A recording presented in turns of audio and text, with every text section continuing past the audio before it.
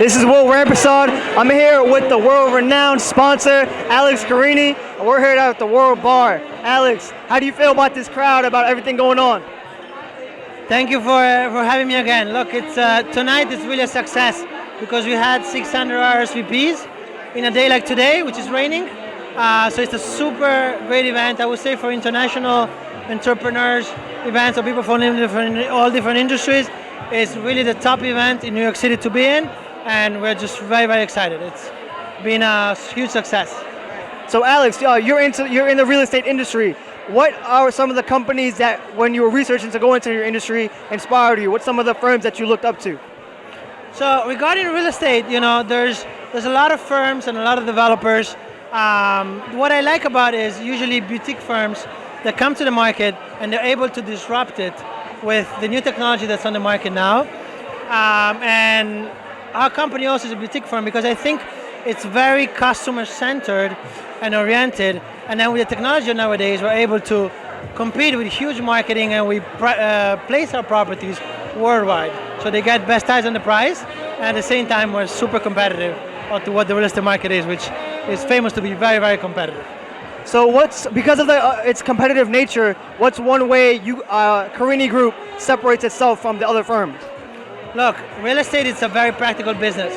So people and relationship are built over time. So usually the clients that we deal with, first of all, we deal with them over the years, and it's a relationship that is built over deals that we've done together, knowing the fact that we have the best interests of the client at heart. And it's really a one-on-one type of business. So I would say that is certainly our competitive advantage versus sometimes working with a company and then there's different agents and you don't know who you're working with. And that really puts us on top of all the competition. And also we have a lot of international clientele that in a business like New York City and in a market like New York City, it's super interesting for whether you're looking to sell or whether you're looking to buy, because everybody wants to not just be local, but have a lot of marketing exposure all over the world. And what's some advice for people who are trying to enter the industry? How do they break out of their shell? Some people might be a little shy, a little introverted. What's some advice you can give to those people? Yeah, look, I think there's not only one way to succeed in real estate, but in business in general. And I would say, some personality can be introverted. Some of them, can be more extroverted, I think you say, right? But regardless of what your angle is and what character is, find something that works for you. I'll give you an example. I was, lucky for myself. I don't mind meeting people, and I always went out, and I think that's a good way to do it. But sometimes when you're introverted, maybe base your presentations and who you're connecting with on facts, on numbers, on something that can help your personality, and maybe on the analysis type versus being out there and doing it all the time. At the same time, there is no one way to succeed, and I think you have to find your own niche. And by the way, we have different agents with different personalities, and one of our something that we really strive to do is to understand your character type, so to speak, and your experience type, and then help you really maximize it and really crush in the real estate business. So if you're looking also for a company, we're actually actively hiring, and we'd love to have you. So Alex, how can people find more about your company, to learn more about the hiring process, to learn more about what you do? What's your social media? Absolutely. So we are all over social media, all over the internet. All our accounts are on the banner next door. You can see them probably down here. It's very simply at Carini Group. Instagram, Facebook, LinkedIn, Twitter. Email us at hello@Carini Group. We're very easy to reach. So we're also on YouTube. We have a YouTube channel. We're doing more and more of visuals and videos. And we are looking to connect, even if it's not real estate related, even if you need help with other industries. That's what we do and what we love to do. We love to engage the community. Alex, always a pleasure. Thank you for all that advice. My pleasure, Will.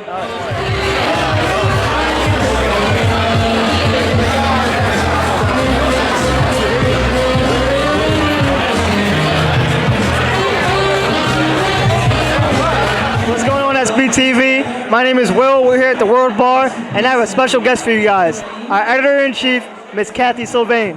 Kathy, how are you doing today? I'm doing great, Will. Excellent. So Kathy, we have a special project coming up for everyone, don't we? We do. It's a newsletter. It's our very first newsletter for Social Benevolent Society. We're very excited because it's our first issue and it has a wealth of information. It contains information about the upcoming networking events. In fact, the event that we're here today at the World Bar. It also entails our previous networking event, which we had a few weeks ago at the Empire Rooftop. This newsletter also entails wealth tips as well as health tips. We're very excited about it. We want to thank our sponsors and supporters as well. So this is information that you can find on socialbenevolent.org. You do not want to miss out on this important information. You can subscribe for free to become a member today, and we'll see you at the next one. Imagine you work at a company that makes a new mobile device. Business is booming, and the company is looking to expand. A used factory which would suit your needs just went on the market for $100 million. However, the company only has $10 million in cash and another $20 million in a line of credit. How can the company purchase the factory and fulfill the intense demand for these cutting-edge devices? One of the options available to both large and small businesses that need to quickly procure additional capital to develop new products, to fund the construction of new buildings, or simply cover other expenses is to issue corporate bonds. Corporate bonds function like many other bonds. The purchaser of the bond pays a face or par amount for each bond, typically $1,000. This provides the cash that the company needs to build a plant. In return, the company pays bondholders a predetermined amount of interest, usually on a semi-annual basis. When the bonds mature, the company returns the bondholders' original investment, as long as the company hasn't defaulted on its payments. Corporate bonds can generally be categorized as secured or unsecured. A secured bond is backed by some asset of value that the issuer can pledge as collateral that can be claimed by bondholders in the event of a default. Secured bonds may be referred to as senior secured bonds due to their high level of priority in terms of claims. Mortgage bonds, not to be confused with mortgage-backed securities, are secured by a lien on property owned by the issuing corporation, imparted to bondholders by a deed of trust. In the example mentioned earlier of buying the factory, this facility could be used to provide financial backing to the bond issue. Collateral trust bonds are secured bonds that are backed by the issuer's investments in other corporations. In other words, the issuing corporation may own stocks and bonds of other companies and use them as collateral for the loan. Corporations that require costly equipment to operate may issue equipment trust certificates to raise capital. This equipment then serves as the collateral for the bonds, the titles of which are held in trust until the debt has been repaid to bondholders.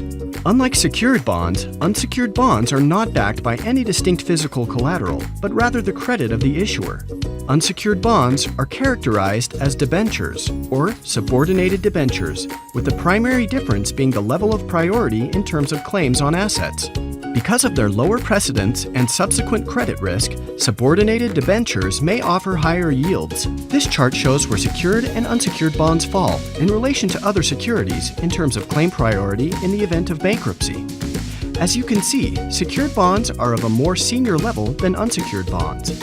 While sharing some of the same general features as municipal bonds and government bonds, such as the payment of interest, corporate bonds have some significant differences. For instance, corporate bonds do not share the same potential tax advantages as municipal bonds, so you can expect to pay taxes on all earned interest and capital gains.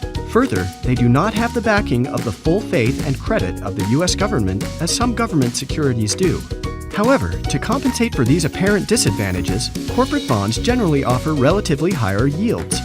As with all securities, it is important to be aware of the risks of investing in corporate bonds. Default risk is always a factor. If the factory is making products that people eventually choose not to buy, the company may have trouble paying the interest on their bonds as promised. So even when considering secured bonds, it is a good idea to examine the issuing corporation's credit rating and to understand the other risks specific to the company, like whether or not the new mobile device was a good idea in the first place. Like other bond categories, corporate bonds are also subject to call risk, reinvestment risk, and interest rate risk, or the chance that the value of your investment could be adversely affected by interest rate fluctuations.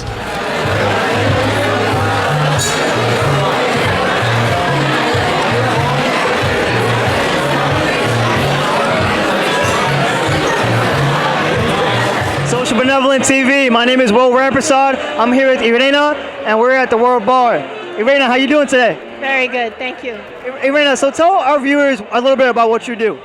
So before 20 years ago, I actually worked on this building that we're in here today. It was an amazing project, and I worked for Costas Candelas, who recently passed away. And I own my own practice as a design architect, so I do high-performance building design. And I try to make more high-performing buildings to get greater ROI for developers. And the way we do that is we actually help them build and design higher performing buildings and more comfortable and more healthier buildings that actually yield better ROI. So I absolutely love what I'm doing, and I have a passion for sustainable design, but also I try to break the envelope. So in the next 4 years coming up, developers will be facing a carbon tax, which means if they don't upgrade their buildings now, they could be facing a carbon emission tax, which could cost them a lot of money, which means their ROI can go down. And so not only with design attentiveness, but we also value how we design the building in order to make more money for the clients. And where do you see your business going in the future? Wow, well, definitely automation, manufacturing, and technology. I mean, more and more technology is being used in building design, and I think that the future holds amazing things, especially with AI coming out. I think that we're still in an infancy, and the design parameters of how we design buildings is actually going to change, because the way we've been designing buildings is inefficient. There's a lot of cost implications and everything when it comes to designing a building. And so what we try to do is we actually re-engineer from the end goal to the process, right? So we're actually very excited about that. How can people find your business on social media? Can you spell it out?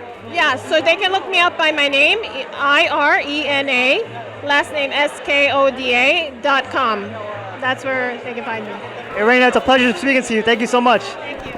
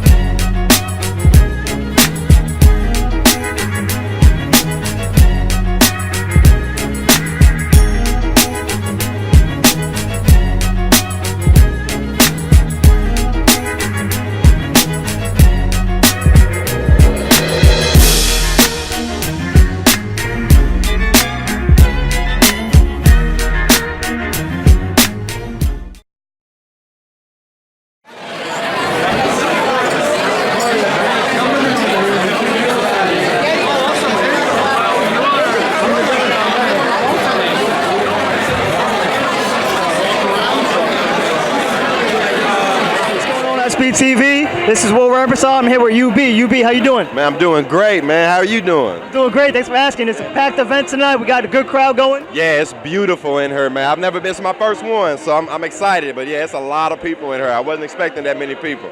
Yeah. So what have you done in the past? I'm actually a stand-up comedian, but what I'm here for, I work for Share Estates. We're hard money lenders for real estate investment properties, ground-up construction, fix and flip properties, and things like that. We try to help people get their properties financed so they can get the money and move on to the next property and make some money. And what are you trying to do in the future? What do you see yourself 5 years from now? Well, 5 years from now, I'm hoping that I've had at least 3 Netflix comedy specials. I hope I own at least 15 or 20 real estate properties, because that's where it's at right now. You want to keep your money regurgitating and make your money work for you. Like, real estate is where it's at, so that's where my focus is. My side hustle is comedy, so either way it goes, I kind of feel like I can't fail. One of them is going to have to come through.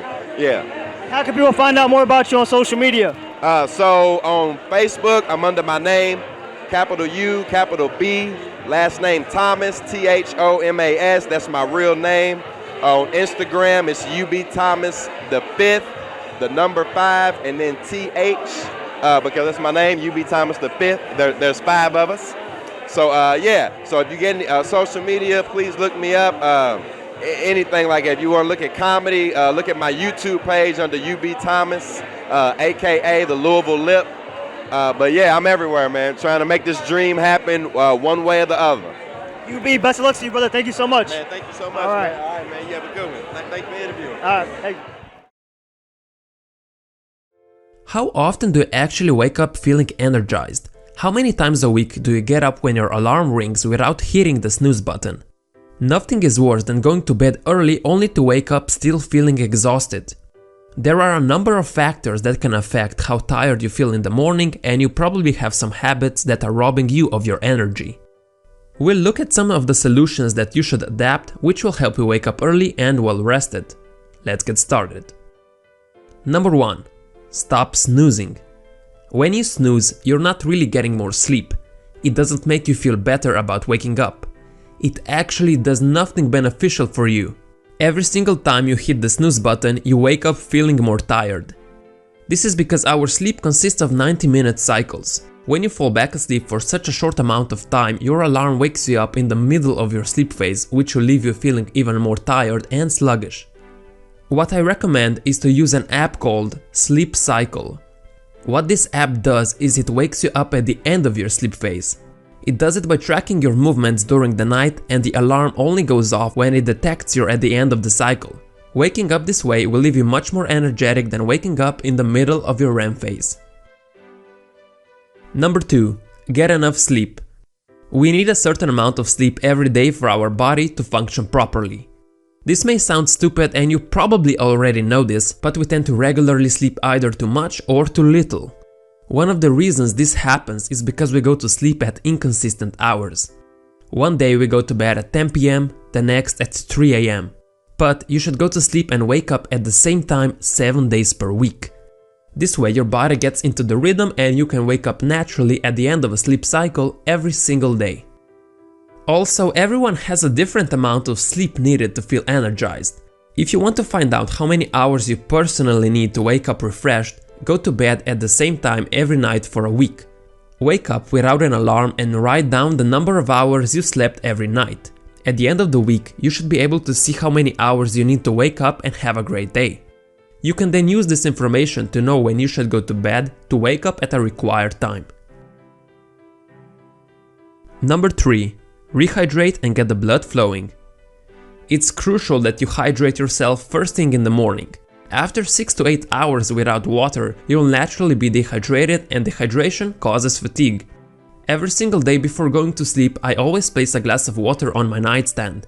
That way, when I wake up, the water is already waiting for me.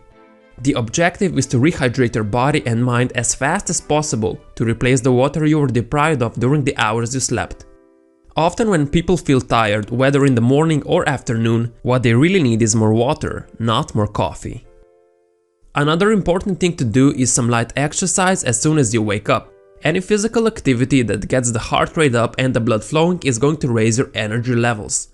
It may seem counterintuitive, but researchers say expending energy by engaging in regular exercise doesn't make you tired, it actually creates energy in your body.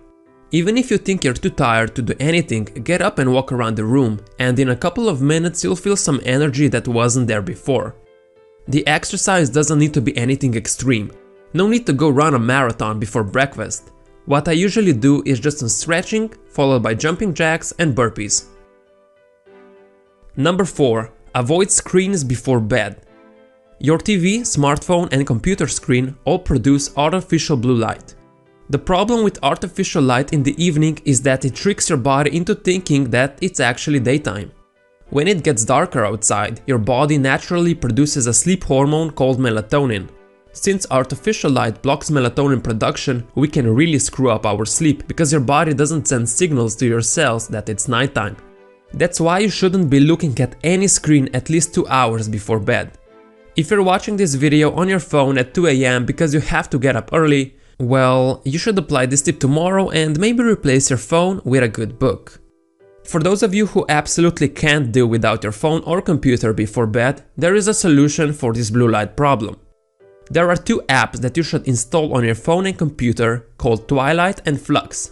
What they do is they block most of the artificial blue light by making your screen more orange. And the best part is, both are free. However, if you're serious about fixing your tiredness problem, you won't be using any screens before bed anyway. I hope you learned something new today. I've been applying all these tips for some time now and they definitely help.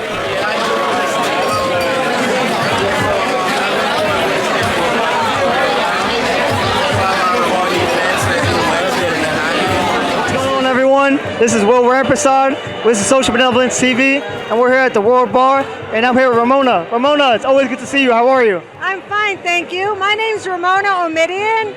I work for New York Life Insurance at 120 Broadway and Wall Street near the World Trade Center. I do life, health, and annuities, and our company does business, estate planning, annuities, variable annuities, everything that any other broker company could do. I would love to have you come and see me at 315-292-4641 is my phone number for a free consultation.